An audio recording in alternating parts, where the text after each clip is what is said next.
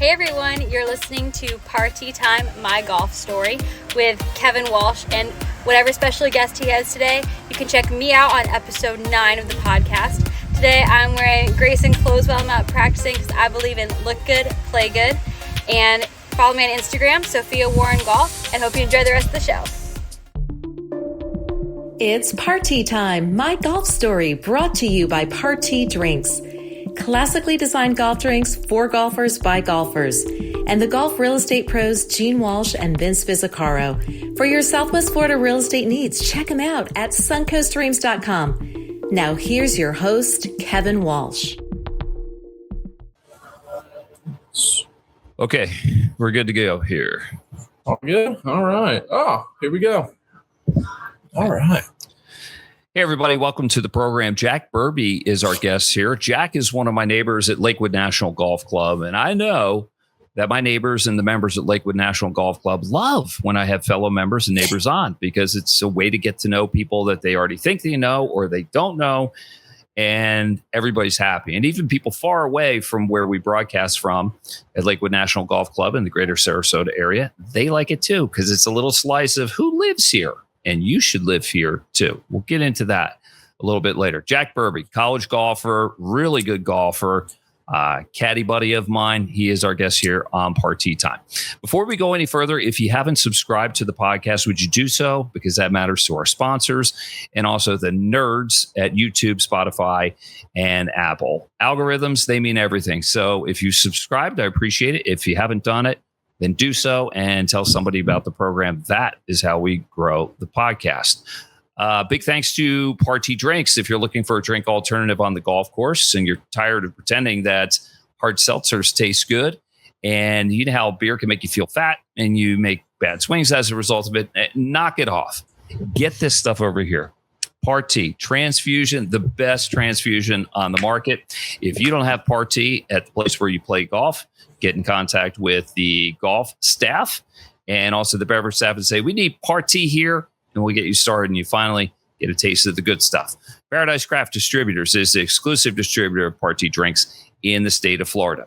If golf real estate is in your plans, no better place to live than Lakewood National Golf Club. Jack Burbee can tell you that because he lives here, and nobody better than the golf real estate pros of Gene Walsh and Vince Visicaro from suncoastdreams.com, a division of fine properties in the greater Sarasota area.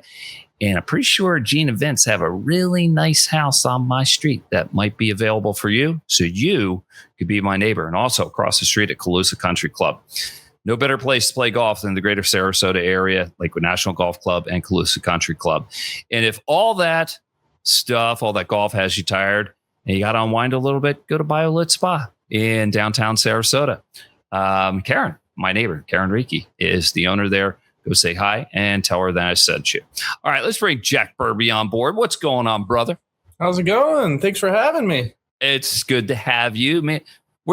Give me a show and tell. What are we in the man cave, the golf locker room? What the heck? Give me a show and tell. Don't worry about the production value. It's a multi-purpose room, so we've got a ton of pictures around here, just the past stuff, and then we got a poker table all the way over there, and then we've got the simulator right here with the TV that kind of connects and stuff, and ping pong too. So whatever we're feeling during the night, that's kind of how we go. But either poker, ping pong, or golf is usually the main purposes for it. But yeah. Dang, that sounds like a ton of fun. Must drive your mother crazy when you and your brother are just having steel cage match ping pong competitions. Yeah. There's definitely a lot of like noises from the stepping back and forth for sure. But it's awesome. It's great. Yeah, we've never had this in any other house we've been in, so it's pretty awesome.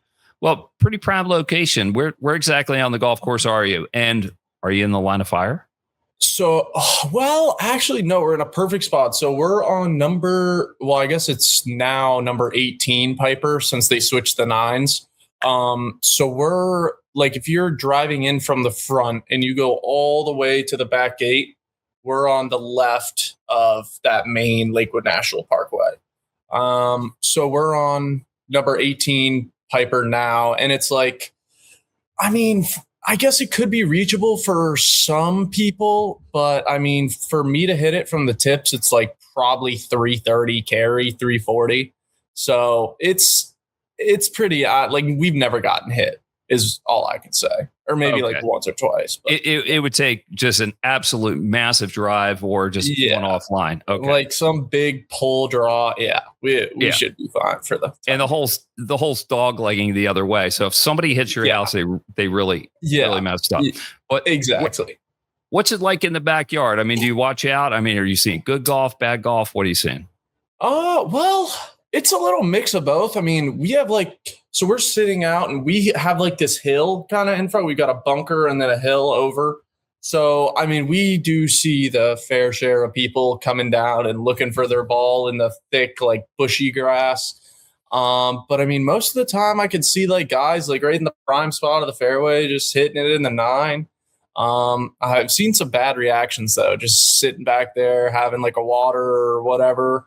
And, that green is known for being very, very tough. Like it's hard and it just bounces. So I see a lot of guys holding the pose and then they're like, drop their head after once they see it go all the way over. But no, it's great. It's a lovely hole to be on for sure. We get to see the sunset every night. So it's nice. Yeah. Nice. Well, don't be afraid to heckle somebody every now and then. It doesn't make you bad. God, when I was your age, I used to heckle people at the golf course. It's just time of my life. And it just really threw them for a loop that somebody was paying that close attention to them. There you go. Yeah. So are you the best golfer at Lakewood National Golf Club? I mean, I don't know. There's some good players there now. Like, I would say I'm up there for sure. I don't want to be too like cocky. No. It's fine. I set you up with that. If you are, you are. But there's this top 3. Yes. Okay. There's this other guy. Yeah, I'd say so. There's this other guy. What's his name? I think he had a couple sponsors exemptions on the Corn Ferry Tour. I can't remember his name. You're talking about Steven. Yeah, Stalling. Yeah. So my neighbor, Jimmy McCarthy, we actually go over there like every so often. He has like a big gathering of people and he's like, hey, Jack, Deanne, like my mom, come on over. So we come over and like socialize for a little bit. But yeah, he was over there one night and he was telling me about like some of his golf stuff. And it was pretty impressive. He's a good player. So I've never played with him. But as far as everyone I've played with from Lakewood National, at least, gross stroke play, I haven't, met. Okay. But he's a professional. He's a professional golfer. Amateurs, you top or top 2? Yeah. What's going on? I would like to say I'd be the number 1 amateur. Yeah, for sure. Okay. All right. Yeah. I wonder if your brother Henry has something to say about it. Well, Henry's. Yeah. He played Legacy today over at Lakewood Ranch Country Club and he shot 29 on the front, was 10 under through 16 and then doubled 17, I think, and shot like 64, but it was good. It was really good stuff. Yeah. Henry, can you believe that? It's good stuff. I believe it. Well, I mean, based on the golf pedigree with your dad, Joe, being a golf professional, you guys grew up in golf, right? So I'm not really surprised. And I know you work your asses off at it, which is that's how you become a better golfer. But are you still topping the family? Are you the top dog, or is Henry nipping at those heels? He's trying to dethrone you. Well, I mean, honestly, we've played. I mean, the times that we've played this summer, I feel like we've been pretty neck and neck, but he does spend a lot more time at the course than me, at least this summer. I've been caddying more. I think I've done like 35 or 36 loops this summer. So I haven't really had a ton of time to golf, but when I do, I mean, we're pretty, he'll beat me by a shot. I'll beat him by 2, it really just depends on the day, but he's played a lot of golf this summer for sure. So it's competitive between you guys. Yeah. Oh yeah. I definitely say it's competitive. I think the last time we played 9 holes and got rained out, but I think I was like 1 under through 5 or 6 and he was like 2 over and then he birdied the last 4 and then I like parred out and I think he beat me by 1. So it's definitely very, very close for sure. That's cool. Does Dad get in on the competition or are you guys in a league of your own? Well, I mean, he tries to. He does. He read this book about this guy named Jimmy Dunn, and he likes to play this game called $5 closeout on the flat. So pretty much we give him a certain amount of strokes, and it's match play. And basically the first match is worth $5. And then once we close them out, then it's worth $2.50. And then once we close them out after that, it's, 1.25. So, but yeah, it enables him to try to, we let him play up. Obviously, I mean, he's 60 years old now, so we're trying to give him the biggest advantage that we can. But it's still, even then, it's like he doesn't play a lot of golf. He's more in the, golf business, more not so golf. So more member interaction. Yeah, I get it. Jack Burbee is our guest here on Party Time, My Golf Story, brought to you by Party Golf Drinks. If you're looking for a drink alternative on the golf course, try one of those, a Party. If golf real estate is in your plans, no better place than Lakewood National Golf Club and Calusa Country Club, and no better team than suncoastdreams.com. Gene Walsh and Vince Vizzacaro, a division of Fine Properties in the greater Sarasota area. They got some good properties, and you could be my neighbor and Jack's neighbor. And if all that golf has you tuckered out, go to BioLit Spot. Karen Reiki, one of my neighbors on Mulligan Way, owns it. And tell her that I sent you. So it is competitive between you and your brother. Sometimes dad gets in the mix. Does this spill over in the dinner time and drive your mom crazy, or she understands the role that golf plays in the family and just puts up with it? Yeah, I mean, honestly, I'd say my mom is probably one of the most competitive out of like all of us. I'd say my dad is more, laid back and kind of lets us, he's kind of like, if we have a bad round, whatever. But my mom's like, if you have a bad round, you need to get out there and practice, make sure that doesn't happen again. So it's hard for her to kind of accept that, you're not going to shoot in the 60s every time. It's just not possible. Not even Scotty. I mean, he did it, 40, 50 something times in a row, but still everyone's going to have bad rounds. But she is very, very competitive as far as on me and Henry's side. She wants us to do really, really well. Well, your mom sounds like my mom. She understood how important golf was in my life as a competitive golfer growing up, but she didn't understand the dynamics of it. So if I didn't win a tournament, she's like, "What happened?" And I'm like, golf happened? It's like, I mean, even Tiger in his prime was winning like 30%. So he's losing a lot more. And, but she was so supportive and everything. Just didn't really get that part. My dad was a buffer. It doesn't work that way. And it's something. Yeah. You can't win them all. So dad's a golf pro. Where'd you grow up? I grew up in Virginia Beach, Virginia. Mm-hmm. Yep. Kind of.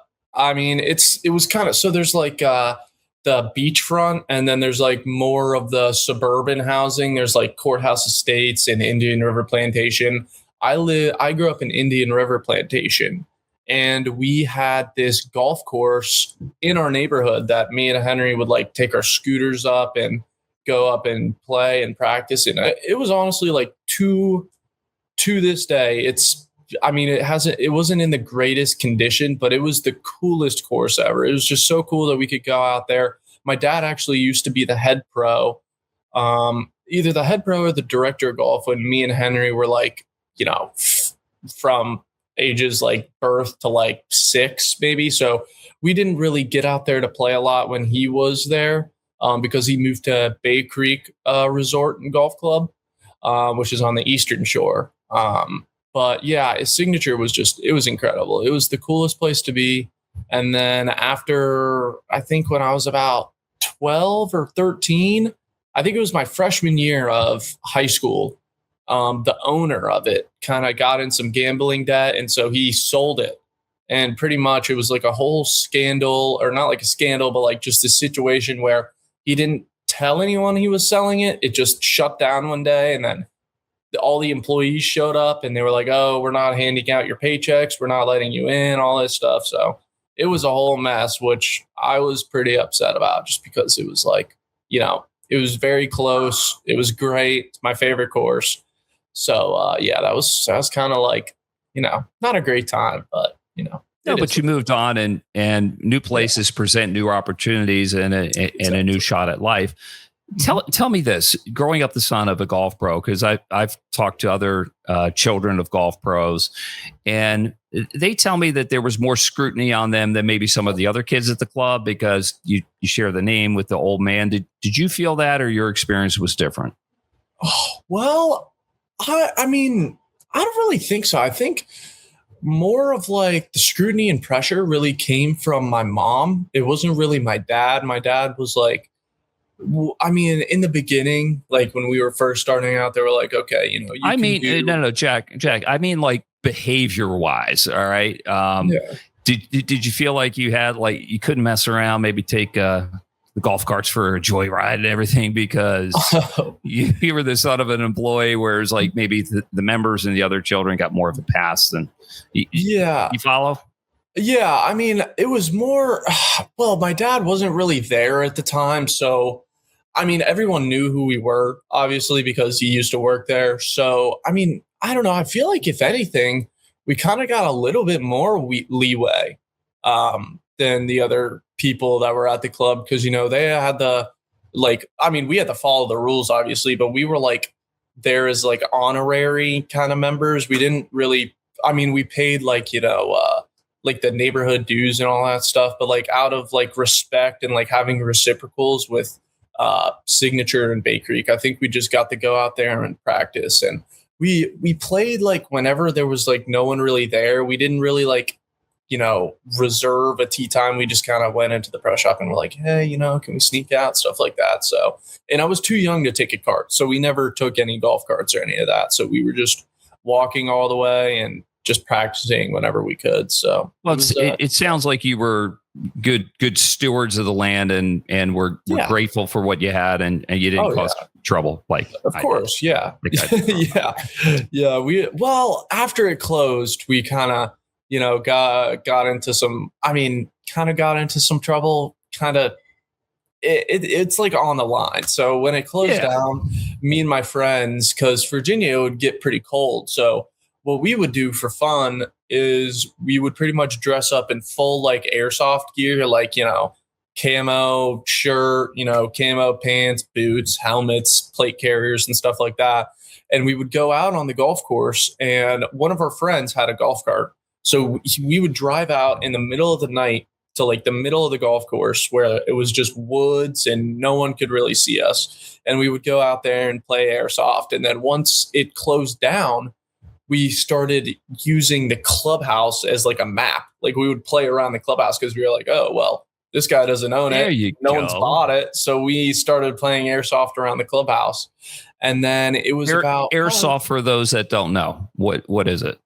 It's pretty much like basically real like warfare, except it's not real bullets. Like with paintball, you have those weird looking guns with the tank on top. Airsoft is like, you wouldn't be able to tell an airsoft gun from like a real like AR-15, for example. The only difference is the orange tips, but I mean, we put suppressors on it. So it literally just looked like real weapons, which thinking back now, probably not the best idea. If anything, if anybody were to come up, but we had a great time. Like some of my best memories are playing airsoft with the Millers. They were two kids who didn't play golf, but we knew them just because they were in the neighborhood. They were big into airsoft. And Dylan, the Bedoises, who we're still really good friends with in the neighborhood. That's kind of our core group, you know, the Millers, me and Henry, and then Dylan, and this other kid named Alan, who was on my high school team. But it was a blast. We had such a great time. That sounds like fun. We used to play Cowboys and Indians in my neighborhood, and we didn't think anything of it. Like it was bad that we were doing anything. We just saw like Cowboys and Indians, and it was just warfare, and not real knives, not real bows and arrows. It is more pretend stuff. Freaked some of the neighbors out, but some understood they were just kids being kids. Just kids, exactly. So when did you start taking golf seriously? When did you know I got something here? I'm pretty good. So I mean, pretty much it's kind of hard. I think I kind of got not forced, but like, you know, moved onto the golf path. So I used to do PGA Junior League from the time I was like 6 to about, 14. And pretty much, but during that time, it was more my focus was split with baseball. So I was very, very competitive with baseball. I started baseball maybe when I was about 9 or 10, and then I played all the way up until I was 14. So I didn't really get into like the individual aspect of golf until I was like 12 and a half. That was my first like season on US Kids. But during that time, I was still playing baseball. So I really wasn't scoring that well. Like it was my first time being like, oh, it's just me. I don't have a scramble partner. So pretty much I get to 14 years old and I moved up to 16U in baseball. So like it's like me and like maybe 2 other 14-year-olds, and then there's a bunch of 16-year-olds, and we're playing in the All-Star League, and it's like this whole thing. Like my mom was like super proud of me, but I was just riding the bench. Like it was not like I could go up there, but the kid was throwing like crazy fast. Like from going to 14 to 16 is like, to me, it was like, wow, these kids are it's massive. Yeah. In baseball for sure. And sometimes in golf. I mean, you can make a tremendous leaps in a short amount of time. Yeah. As far as just power and speed, it was unbelievable to me. Yeah, it was brutal. So I think I might have gone a little bit too far ahead at the start. But I mean, I also was talking with my doctors, like when it got into like high school years of baseball, like, there's collision. So the thing that happened with DeMar Hamlin, like he got hit in the chest and he had that cardiac episode. That was like, a lot more, it would be a lot easier for that to happen to me as to some, compared to some regular guy. So at that point, I was like, okay, well, I don't really think I have like a future as far as going, playing Division I or, pro baseball. So I'm really, I like golf. I enjoyed golf. I'm going to try and, make it in golf.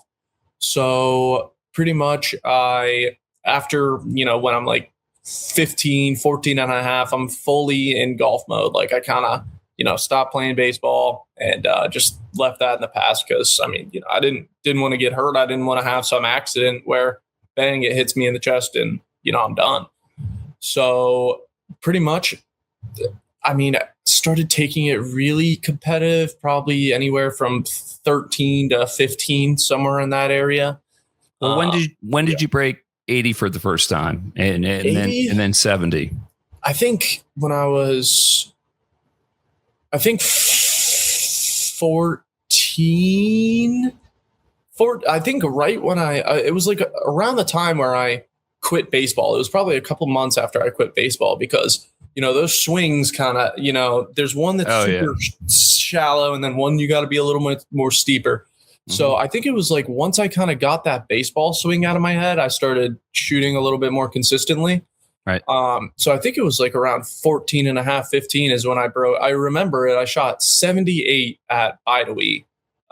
It was in Hampton Roads, Virginia. It was on the US Kids Tour. And my grandparents were also there, which was pretty awesome. Yeah, you must have been. Were you over the moon? Like, whoa. Oh, yeah. I thought I was the best guy on the planet. And I came in second, though, too. I came in second. There was this kid called his name was Brody Clavel, and we were like kind of he was always better than me, but we were like rivals, like from like 12 to 16, and then it kind of switched. Like he would always beat me, and then suddenly I got a little bigger, a little stronger, a little faster, and then from there I just kind of took off. So what about breaking 70? How soon did that come? Breaking 70, I remember it vividly in a tournament.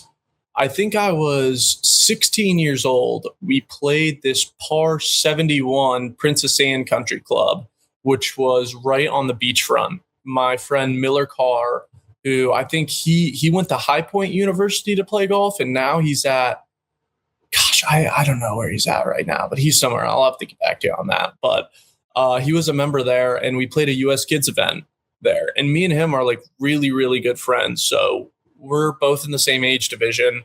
We're playing with Brody, and this other guy, Carson. We're all like, we're really close friends, but, we want to beat each other more than anything. So we play in this US Kids tournament, and I think I make 4 birdies and an eagle, bogey free. I shoot 65 or 66. And that was my first time. Whoa. That's not just barely breaking it. That's smashing that barrier. But that was my first time I had ever broken 60 or 70 in a tournament. So I don't know if I did it before, because me and my friends, we'd give like 6-7 footers, just playing for balls and stuff. But yeah, first time was. Mm-hmm. That's legit. That must have really sparked some more confidence in you. What's the lowest round you ever shot anywhere? I don't care if it's a social round, but what's your career low? Well, actually, my career low was at PGA National, the champion course. I shot 64 there, bogey free. And it was actually a funny story leading up to that. This was my senior year playing for Dave. And we were playing Dave Frantz, for those. Yes, Dave Frantz. Dave Frantz, one of our neighbors at Lakewood National, legendary coach at Lakewood Ranch High School. Yeah. Continue. So I was playing for him. We were playing in the practice round, and in the practice round, I always like to, make it competitive, because we all know the course. We've all played there. So we're trying to kind of get into that tournament mode and get ready and try to compete a little bit. So I go out and shoot that. I'm like, wow, there's no way I'm going to do good in the tournament, because, whenever you have a good practice round score, it's like, oh, you blow it in the tournament. And in this tournament, there was every single competitive, high school team and a high school player in there. You had Luke Clinton, you had, Parker Sievers, you had all these, and you had the Haygoods. If you go back and look in 2022, there were probably 20 to 30 D1, D2 players that are now playing in college. And I get paired with Luke Clinton. The 2 rounds that we play, it was 2 rounds.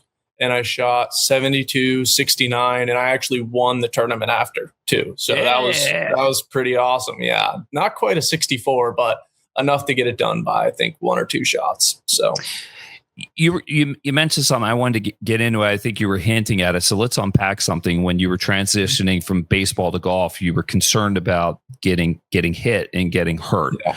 Mm-hmm. How many heart surgeries have you had? I have had 3 open heart surgeries. Yep. What's going on? Can you tell me about it? So pretty much when I was born, luckily I was born with, a lot of resources, and I think they might have, found this out before I actually got born, but I was born with this congenital heart defect called aortic stenosis.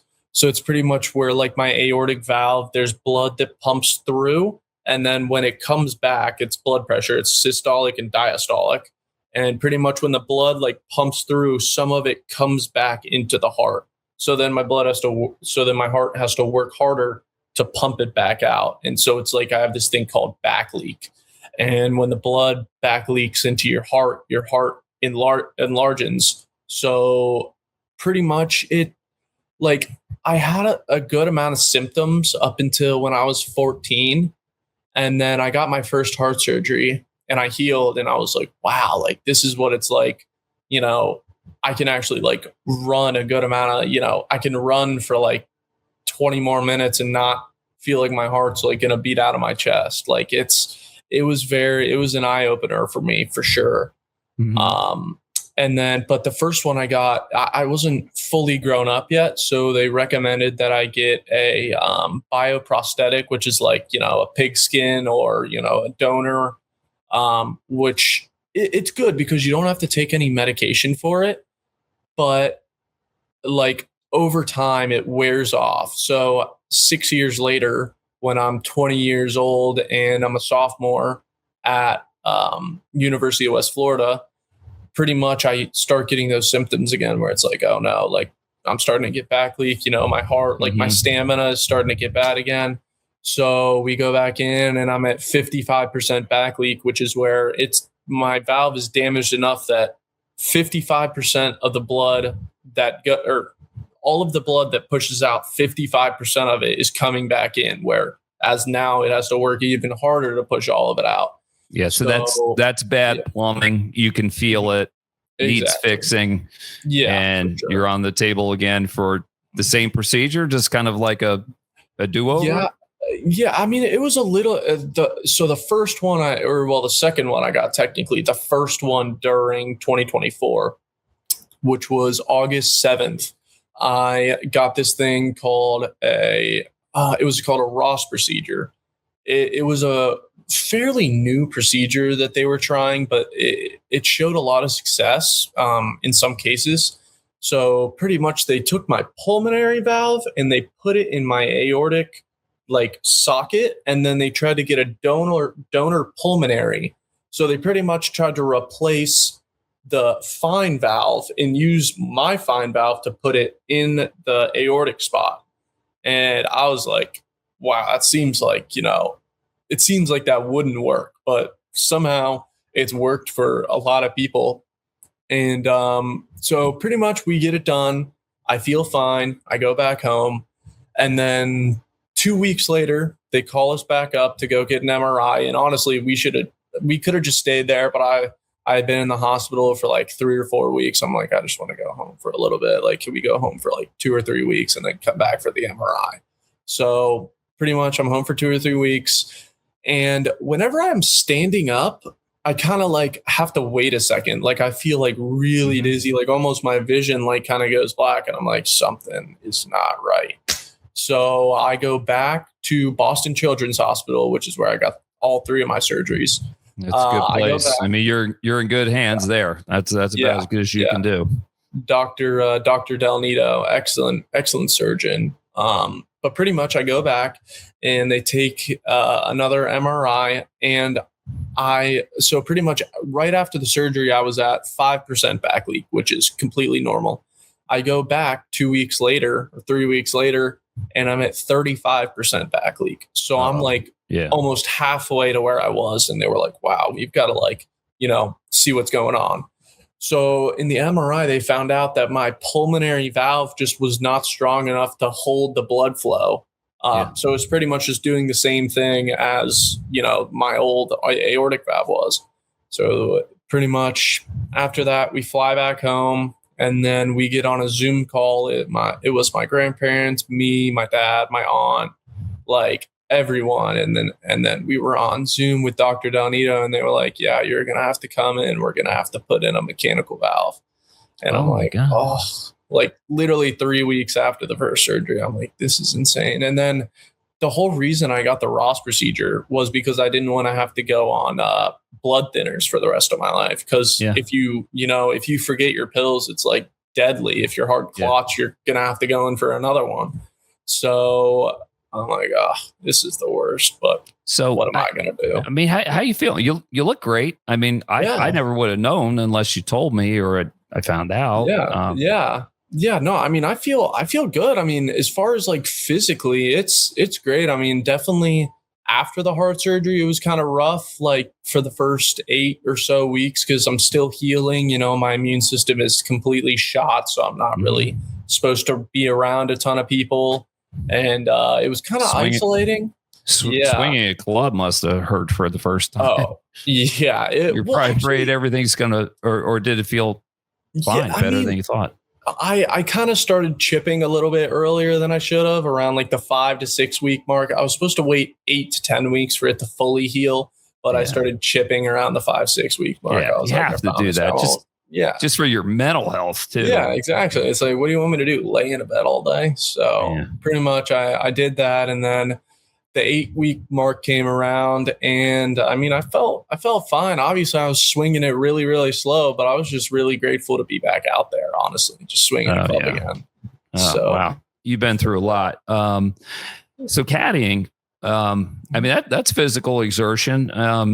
Do you need that? Does that help? I mean, are you on a regimen, an exercise regimen? How do we deal with this going forward? Keep it simple. So, I mean, honestly, as long as I just, have somewhat of a healthy diet, and that's what I've been trying to focus on, the most. I mean, sometimes I slip up and, have some, McDonald's every now and again.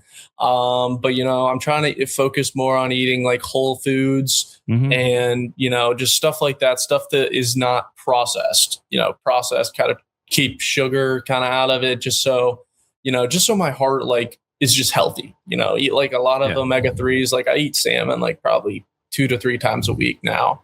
And then just remember to take my pills and then do, some exercise. And then, I mean, caddying is honestly like probably way over the top as far as exercise, like being out there for 4 to 5 hours in that heat. My doctors would probably be like, that's not recommended, but you can do it. Like if you feel fine, go for it. So, I mean, pretty much 5 to 6 days a week, I've been out there caddying, and it's been awesome to meet so many people. And it's great it's like kind of like sweating out everything. Like once you're done, you feel like, you feel great. I mean, once you get home and shower and just kick your feet up, it's like, it just feels great. It's a good tired. It's a good tired. Oh, yeah. It's a good workout, and it's good money in the pocket too. Yeah. Very, very good. What is, what about, so we've caddied together. I mean, hopefully you didn't pick up on any of my bad habits. I mean, did you watch what I did and you do the opposite? I haven't, you caddied with Henry one time. I haven't caddied with you before. Yeah. All right. Yeah. Well, but, I mean, I've seen, I mean, you're a great guy. I would like to take after you for sure. You seem like a good guy. No. They're better role models to follow than me. I had Winston the other day with this group, and Winston was great. He's awesome. He's out there. He definitely, he's a great guy. Don't get me wrong. But what I'm trying to he's trying to tell me this stuff, and then I'm trying to listen. And there's definitely a little bit of a language barrier there. And I feel terrible because I'm really trying to listen as hard as I can. And I know he's trying to like spread like some wisdom on me, but I'm like, man, I cannot understand like half of what you're saying right now. But he's such a good guy. I mean, everyone. Oh, he's the best. He's a show in the best of ways, because he's a good caddy. He's a good player. Wildly entertaining. Being with Winston is an experience. I love when I caddy with him. I just have so much fun, and half the time we speak in Spanish and Spanglish half the time, and quite a bit of English too, because he's awesome. So what does the future hold for you? Are you gonna turn pro? Are you gonna chase it? What are you gonna do? I've been thinking about this a lot lately. I mean, I think after school, I think I'll probably play amateur golf still, but I think I'm going to try my shot at law school. I think I'm going to go to law school. And then, I still have a year left, so anything could happen. If I go back to school and I win a couple tournaments, gain some confidence, and I'm just playing really well, I'll probably try to go pro, but I definitely want a solid backup plan. I want to, be like, hey, if I don't play as well as I wanted to, I want to still have all the knowledge in my head to be able to, score well on the LSAT, and then hopefully get into a very, very good law school. And then once I do that, and if I pass law school, I'll be good. So it's going to take a lot of work, but I'm willing to do it. So. Oh, heck yeah. It's a lot. That's one thing about being an attorney. It's they make good money, but they work long hours. Jack Burbee is our guest here on Party Time, my golf story. One of my neighbors at Lakewood National Golf Club, one of my caddy buddies, good player, plays his college golf at West Florida University. So tell me a good golf story or two, something that brings a smile to your face and maybe the faces of those who are hearing it. Yeah. So my first golf story is more like a memory. So I was telling you about the signature at West Neck earlier, where my dad used to work. So when he moved from there to Bay Creek, he was involved in setting up the course with Jack Nicklaus and Arnold Palmer. So at Bay Creek, there's a Jack Nicklaus course and an Arnold Palmer course. Oh, and smokes. Yeah. And it was like on this beautiful piece of land on the Eastern Shore. And pretty much he was like the director of golf from like the very beginning. And he played with Jack Nicklaus when they debuted the course, and he played with Arnold Palmer when they debuted the course. And I remember, well, I briefly remember me, my mom, and him there. We were following along, watching Jack Nicklaus and my dad play golf. And you can actually see right there, that's me using his putter. I forget what hole it is, but that's little Jack right there. Yeah. 2 Jacks? With Jack Nicklaus. So what a picture. Yeah, I'm pretty sure I'm named after Jack Nicklaus, or at least that's what I'm told. So that's a great story. It was pretty awesome, yeah. And what a picture too. Holy smokes. Yeah. I mean, somebody took that at just the right time. Oh man, you are blessed. Yeah. What else you got? Awesome. You got another good one? Yeah. And then the other one was after my most recent heart surgeries. So, I go through the 8 to 10 weeks. I'm like, wow, I guess I'm going to practice, but I mean, so there's this tournament that I like to play in. It's the New Year's Invitational at St. Pete Country Club. So pretty much I sign up for this, and I'm talking to my parents, and they're like, Jack, just go there, have fun. Because I mean, when I went there the last year or 2 years ago, or before my heart surgeries, they were all like Division I, Division II players. And, they're at the top of their game. They're practicing well. And here I am, coming out from 2 heart surgeries and can barely swing at 110.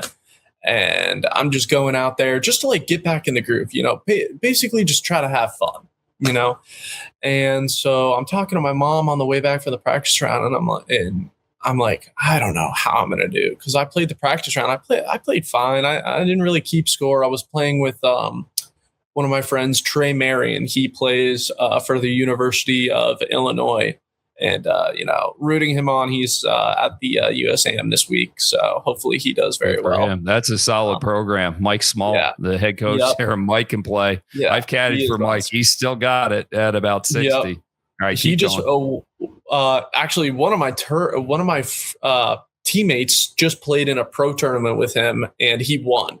Mike Small won. He shot like 20 something under, I think. But other than that, back to the tournament. So I'm talking with my mom. I'm like, hey, I don't know. I mean, I'm just going to try and go have fun out there. And my mom's like, no matter how bad you shoot, it doesn't matter. This is obviously not, we obviously know this is like, you're in the beginning stages of even thinking about getting back to where you were, So pretty much I go out there on day one. It's in the morning. It's in January. It's pretty cold. It's probably like 50, 55 and windy. And thank gosh we were riding in carts, because I think it would have taken it out of me walking 4 or 5 miles, because I still, my heart was still healing. Although my chest was healed, my heart was still settling into place. So I go out there in the first round, and I just keep making I think I birdied the first hole, and I make a couple pars, and then I birdie another hole, and then I make a couple pars, and then suddenly I'm 5 under after 17, and I'm leading the golf tournament. I'm like, wow, what is going on? I try to come out here, I obviously tried to play as good as I could. And, I ended up shooting 66 in the first round of this huge tournament. It's the one where if you win, you get an exemption into the Corn Ferry here, the Lecom. Yeah. I shoot 66 in the first round, and I will remember that forever, because I actually was an alternate. I got in and I played in the senior division. I wasn't in the senior division, but I played with the seniors.